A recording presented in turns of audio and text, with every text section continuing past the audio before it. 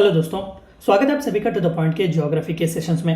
हमने पिछले चंद चैप्टर्स में जियोमॉर्फोलॉजिकल प्रोसेसेस के बारे में देखा। हमने देखा कि अलग अलग लैंडफॉर्म्स जो होते हैं, माउंटेन्स, प्लेचूस वगैरह, ये सभी किस तरीके से फॉर्म होते हैं। और हमने ये भी देखा कि इस तरीके के लैंडफॉर्म्स में फॉर्म होने में एरोजन और डिपोजिशन का बहुत ही बड़ा हाथ होता है। एरोजन यानी कि घटाव, डिपोजिशन यानी कि उसे बढ़ाना, कोई भी चीज़ को जो है एक्यूमुलेट करना, उसे डिपॉजिट करना। तो आज के इस चैप्टर में हम जानने की कोशिश करेंगे कि रनिंग वाटर और ग्राउंड वाटर, खासकर देखिए जब हम रनिंग वाटर कहते हैं तो लेक्स और पॉन्ड्स, रिवर्स, इस तरीके से जो रनिंग वाटर फ्रीली फ्लो होते हैं, उस तरीके से हमें किस तरीके से अलग अलग लैंडफॉर्म्स देखने को मिलेंगे। और ग्राउंड वाटर यानी कि अंडर द ग्राउंड जो हमें ग्राउंड वाटर देखने को मिलता है, जो हमें वाटर टेबल भी जिसे हम कई बार कहते हैं, तो उस तरीके से ग्राउंड वाटर के प्रेजेंट होने से किस तरीके के लैंडफॉर्म्स जो है फॉर्म होते हैं because of erosion and deposition, उन सभी के बारे में आज हमारा चैप्टर। तो आइए शुरू करते हैं। सबसे पहले आइए रनिंग वाटर के बारे में देखते हैं। जैसे कि मैंने कहा कि रनिंग वाटर यानी कि अर्थ के लिथोस्फीयर पर या फिर अर्थ के क्रस्ट पर आप भी कह लें, यानी कि the very upper part of the earth, जहां पर सॉलिड क्रस्ट है, जिस पर हम जीते हैं, जो सॉइल हमारे लिए एक लाइफ लाइन की तरह काम करता है, जहां पर हम खाना वगैरह उगाते हैं, रहते हैं। तो उस तरीके के ओपन सॉइल पर जो रनिंग वाटर हमें देखने को मिलता है, रिवर्स के तौर पर हो या फिर लेक्स हो, पॉन्ड्स हो, या फिर जब ग्लेशियर्स वगैरह भी जब मेल्ट हो जाते हैं तो वाटर जो फ्रीली उस सॉइल पर फ्लो होता है, तो जाहिर सी बात है कि वहां पर जो सॉइल के पार्टिकल्स होते हैं या फिर और भी जो दूसरे स्टोन्स वगैरह के जो पार्टिकल्स होते हैं, वो एक जगह से दूसरी जगह पर ट्रांसफर होते हैं। यानी कि एक जगह पर एरोजन अगर हो रहा है तो दूसरी जगह पर उन्हीं पार्टिकल्स का डिपोजिशन हो रहा है। हमने पिछले चैप्टर में इसके बारे में देखा कि deposition is nothing but halogen in an opposite way, यानी कि जहां पर एरोजन हो रहा है उसी जगह पर या फिर किसी दूसरे जगह पर इसी के रिजल्ट की वजह से डिपोजिशन हो रहा है। तो आइए इस रनिंग वाटर की वजह से किस तरीके के इफेक्ट्स हमें देखने को मिलते हैं, उन सभी के बारे में देखते हैं। Running water causes sheet halogen. देखिए जाहिर सी बात है कि जो सॉलिड क्रस्ट जिसे हम कहते हैं, उस पर सॉइल के फाइन पार्टिकल्स भी हैं, कई बार स्टोन्स वगैरह भी हैं, अलग अलग जगह पर हमें देखने को मिलते हैं। तो जब रेन वाटर इस सॉइल पर बरसता है या फिर रिवर वाटर जो है वहां पर से गुजरता है या फिर लेक्स और पॉन्ड्स का जो वाटर ओवरफ्लो होता है, तो यहाँ पर जाहिर सी बात है कि जो ऊपरी तल पर जो एक सॉइल की शीट होती है, थिन शीट, उस शीट को ये पानी लेकर आगे बढ़ता है। यानी कि एक जगह से दूसरे जगह पर जो है यहाँ पर एरोजन, यहाँ पर डिपोजिशन हो रहा है। यानी कि एक पूरी सी एक सॉइल की शीट जो है लैंड पर की, सॉलिड क्रस्ट पर की, वो मूव हो रही है, तो इसे शीट एरोजन कहा जाता है। This is the very first form of formation of different kind of landform. इसी की वजह से ही हमें अलग अलग लैंडफॉर्म्स देखने को मिलते हैं। हम आगे के स्लाइड्स में पिक्चर्स के साथ इसके बारे में देखने की कोशिश करेंगे। तो सबसे पहला रनिंग वाटर जो इफेक्ट देता है सॉइल को, वो है sheet halogen, paving way for the formation of reels. आप यहाँ पर देख सकते हैं कि शीट एरोजन के बाद यहाँ पर आप देख सकते हैं कि रेन वाटर के फ्रीली फ्लो होने के बाद या फिर किसी रिवर के आसपास के फ्लडेड एरिया के बाद यहाँ पर से वाटर जो है पूरी तरीके से गुजर जाता है और यहाँ पर पूरा ऊपरी तल पर जितना भी शीट है सॉइल का, वो पूरा खत्म हो चुका है। तो यहाँ पर आप देख सकते हैं कि ये पूरे रिल्स जो है वो फॉर्म हो चुके हैं, यानी कि एरोजन जो है यहाँ पर सॉइल का शुरू हो चुका है। This is the very first form of soil halogen which is caused because of running water. और बाद इसके दे आर फॉलोड बाय गलीज। अगर हद से ज्यादा फ्लड्स वगैरह आते हैं, कहीं पर बाढ़ वगैरह भी आती है या फिर कहीं पर रिवर्स भी जो है अपने कोर्सेस चेंज करते हैं, तो सबसे पहली बार इस तरीके के गलीज जो है वो फॉर्म होते हैं। कई बार हमारे आसपास के गाँव में भी इस तरीके का फिनोमेना देखने को मिलता है। And further they are formation into a valley. तो इसी तरीके से पहले शीट एरोजन होता है, बाद में रिल एरोजन, फॉलोड बाय गली एरोजन। और इससे भी ज्यादा अगर फॉर एग्जांपल जैसे मैंने कहा कि रिवर अपना कोर्स चेंज कर रही है, तो जाहिर सी बात है कि इस तरीके के वैलीज हमें देखने को मिलेंगी। स्विट्जरलैंड हो, कश्मीर हो, ये सभी जो है वो ब्यूटीफुल वैलीज हैं। ये सभी इसी तरीके के रनिंग वाटर के चेंजेस की वजह से ही बनाए गए हैं या फिर बने हुए हैं इन द नेचर। तो these are the effects of running water. तो आइए देखते हैं कि कोर्स ऑफ अ रिवर यानी कि एक रनिंग वाटर का कोर्स। जाहिर सी बात है कि रनिंग वाटर अगर हम कहें तो वो रिवर ही है। लेक्स या पॉन्ड से ज़्यादातर वो चेंज नहीं करते, अपना कोर्स शिफ्ट नहीं करते, वो स्टैग्नेंट होते हैं। तो मेनली जो रनिंग वाटर हम कहते हैं थ्रू रेनफॉल, वो जाहिर सी बात है कि रिवर्स पर पहुंचता है और रिवर्स में से जो है वो जाकर किसी एक ओशन में, कोई भी एक ओशन में जो है वो मिल जाता है। तो इस रनिंग वाटर का एक कोर्स होता है जिसे हम कोर्स ऑफ अ रिवर कहते हैं। सबसे पहले इसे सोर्स जोन भी कहा जाता है, यानी कि वो जगह जहां से ये रनिंग वाटर शुरू हो रहा है। जाहिर सी बात है कि माउंटेनियस रीजन से ही हमें ज्यादातर रिवर कोर्सेज देखने को मिलते हैं, जहां पर रेन एंड स्नो की वजह से इन पहाड़ों पर जो कोई भी वाटर है वो अक्यूमुलेट होता है और वो प्लेन्स की तरफ आने लगता है।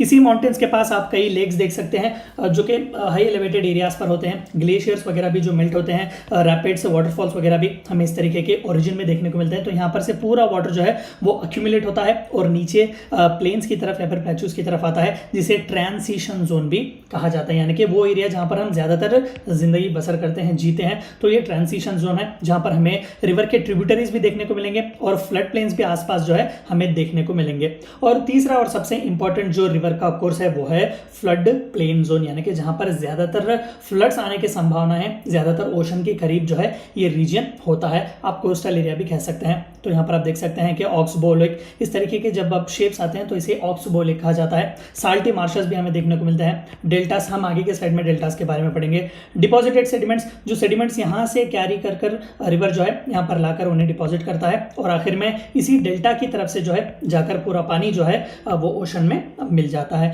तो ये 3 इंपॉर्टेंट कोर्स ऑफ रिवर है जिसे आपको याद रखना है।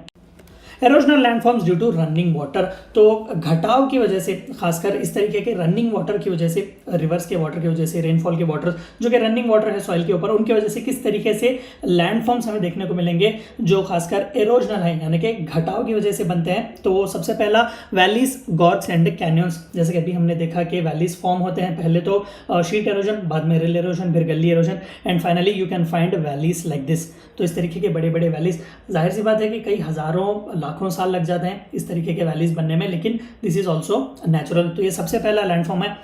दूसरा जो सबसे इंपॉर्टेंट एरोजनल लैंडफॉर्म है वो है पॉथ होल्स और प्लंज पुल्स। आप यहाँ पर पिक्चर देख सकते हैं। कई बार जब हम एक्सकर्शंस के लिए कोस्टल रीजन्स वगैरह में जाते हैं तो वहाँ पर छोटे छोटे माउंटेन्स हमें देखने को मिलता है और अगर आप उन माउंटेन्स पर चढ़ेंगे तो इस तरीके के छोटे छोटे होल्स हमें देखने को मिलेंगे। दरअसल ये running water, constant running water की एरोजन की वजह से इस तरीके के पॉथ होल्स जो है वहाँ पर फॉर्म होते हैं। This is second type of landform और this is second type of formation which we can see because of erosional method of running water.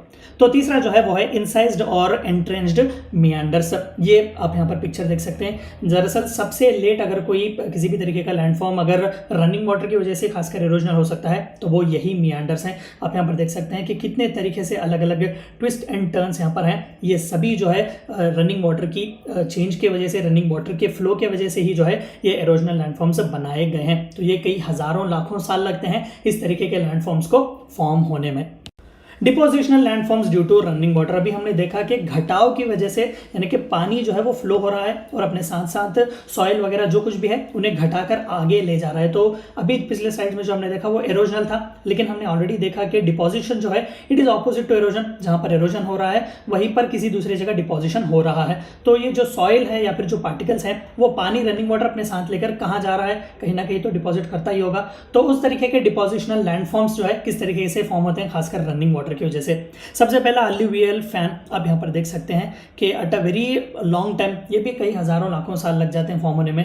तो यहाँ पर भी रनिंग वाटर के बार बार डिपोजिशनल होने की वजह से आप यहाँ पर देख सकते हैं फैन की तरह जो है यहाँ पर पूरी तरीके से सॉलिड क्रस्ट बनाया गया है। तो इन्हें अलुवियल फैंस भी कहा जाता है। तो this is one such landform which is caused due to depositional way of running water. दूसरा जो है वो है डेल्टास। अभी इसके बारे में मैंने थोड़ा बहुत कहा था कि ये दरअसल एक कनेक्टिविटी की तरह काम करते हैं रिवर्स और ओशंस के बीच। आप यहाँ पर देख सकते हैं कि पूरे जो है टेंटिकल्स की तरह यहाँ पर बने गए हैं। तो इस टेंटिकल फॉर्मेशन को दरअसल हम डेल्टा कहते हैं, यानी कि रिवर जो बहुत ही बड़ी होती है, कई लाखों किलोमीटर या फिर हजारों किलोमीटर दूर होती है। तो पूरा लैंडफॉर्म पर जो है आगे आते आते सॉइल को अपने साथ, पार्टिकल्स को अपने साथ लेकर यहाँ पर डिपॉजिट करती है और इस तरीके के लैंड फॉर्मेशंस हमें वहाँ पर देखने को मिलते हैं। यहाँ पर भी कई बार हमें कई गाँव, शहर, सिटीज़ वगैरह और कई इंपॉर्टेंट सेटलमेंट्स भी हमें देखने को मिलेंगे। This is second depositional landform caused due to running water. और तीसरा जो है वो है ऑक्सबो लेक्स। कई बार हमें खासकर अफ्रीकन कंट्रीज वगैरह में हमें देखने को मिलेंगे कि इस तरीके के लेक्स जो है वो फॉर्म होते हैं। ये भी जो है डिपोजिशनल लैंडफॉर्म ही है due to running water. Effects of ground water, अभी हमने रनिंग वाटर के बारे में देखा। देखिए फर्क बस इतना है कि ग्राउंड वाटर जो है वो अंडर वाटर टेबल भी से कहा जाता है, यानी कि लैंड के ऊपर जो रिवर्स वगैरह फ्लो होते हैं, जो बारिश आने की वजह से जो वाटर फ्लो होता है और अपने साथ जो सॉइल पार्टिकल्स वगैरह आगे लेकर जाते हैं, उन्हें रनिंग वाटर कहा जाता है। लेकिन वही रेन वाटर जो बारिश के तौर पर लैंड पर आता है या फिर वही रिवर कोर्सेस में जो वाटर है, लैंड्स पूल्स वगैरह का जो वाटर है, वो इनफिल्ट्रेट करके अगर सॉइल के अंदर आ जाए और वहाँ पर एक वाटर टेबल बनाए, यानी कि अंडरग्राउंड जो हमें वाटर देखने को मिलता है उसे ग्राउंड वाटर भी कहा जाता है। कई बार हम बोरवेल्स वगैरह का भी इस्तेमाल करते हैं, तो जाहिर सी बात है कि वो अंडरग्राउंड वाटर का ही हम इस्तेमाल करते हैं। तो आइए इसके बारे में अंडरग्राउंड वाटर या फिर ग्राउंड वाटर से किस तरीके से हमें लैंडफॉर्म्स एरोजनल और डिपोजिशनल देखने को मिलेंगे, इन सभी के बारे में बात करते हैं।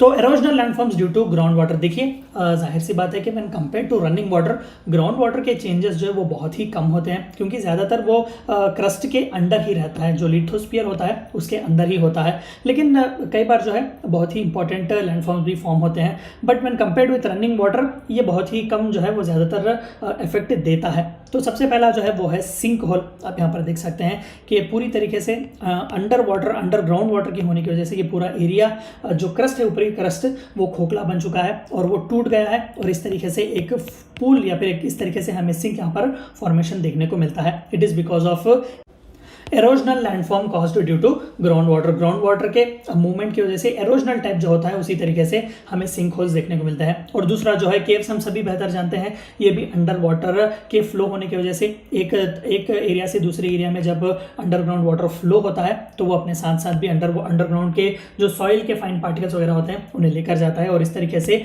केव फॉर्मेशन भी हमें देखने को मिलते हैं। Depositional landforms of ground water, जैसे कि हमने देखा कि एक तरफ अगर एरोजन है तो दूसरी तरफ डिपोजिशन है, तो यही ग्राउंड वाटर एक तरफ से एरोजन कर रहा है और दूसरी तरफ ले जाकर उन्हें डिपॉजिट कर रहा है। तो यहाँ पर हमें दो तरीके के डिपोजिशनल लैंडफॉर्म्स देखने को मिलेंगे, एक तो स्टैलेक्टाइट्स और दूसरा स्टैलेग्माइट्स। आप यहाँ पर देख सकते हैं कि किस तरीके से डिपॉजिट किया गया है एक तरफ से दूसरी तरफ लाकर। ये ज़्यादातर लाइम ही है, लाइम अक्यूमुलेशन ही है जो हमें अंडरग्राउंड देखने को मिलता है। ये थी चंद बातें हमें जाननी थी erosional and depositional landforms caused due to running water and ground water के बारे में। Thank you for watching my video.